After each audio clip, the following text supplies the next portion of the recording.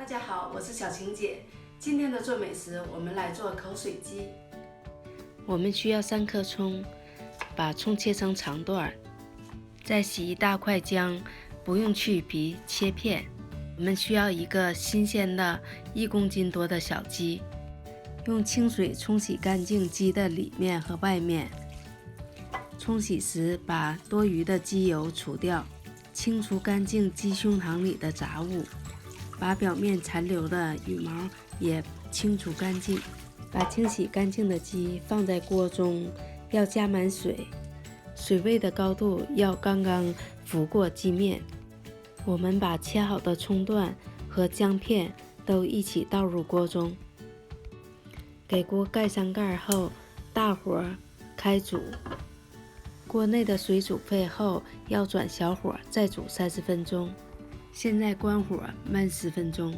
10分钟后，把鸡捞出。把鸡捞出后，放在加满冰块的冷水中。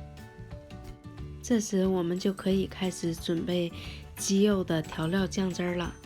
现在我们需要切些葱，把葱切成细细的葱花，再把1块去皮的生姜切成细末。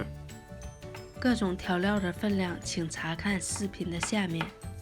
现在我们需要一些新鲜的香菜，把香菜切成细末。我们再把一些新鲜的红辣椒切成细末。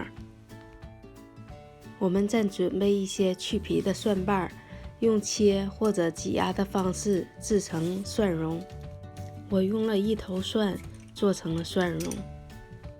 我们还需要用水调些麻酱。这些是口水鸡调料酱汁的所有配料。现在我们开始用这些调料调制酱汁儿。准备一个大碗，把我们刚刚切好的姜末、蒜蓉、葱花还有辣椒都倒在碗中。锅中烧些热油，倒在这些调料上，把调料中的香味和味道激发出来。这时再把我们准备好的所有酱汁儿都倒在碗中。大家做酱汁的时候要用一个大碗，我用的这个碗有点小了，刚刚装满所有的调料。口水鸡的调料汁儿做多了不要紧，可以把多余的料汁儿放在瓶中。用这个调料汁儿拌面条或者拌凉菜都非常好吃。我们现在把冰好的鸡从中间切开，再把鸡翅和鸡腿完整的切下来，把剩下来的鸡呢横切成长条状。把切好的鸡肉放在盘中，再把我们调好的料汁儿都淋在鸡肉表面。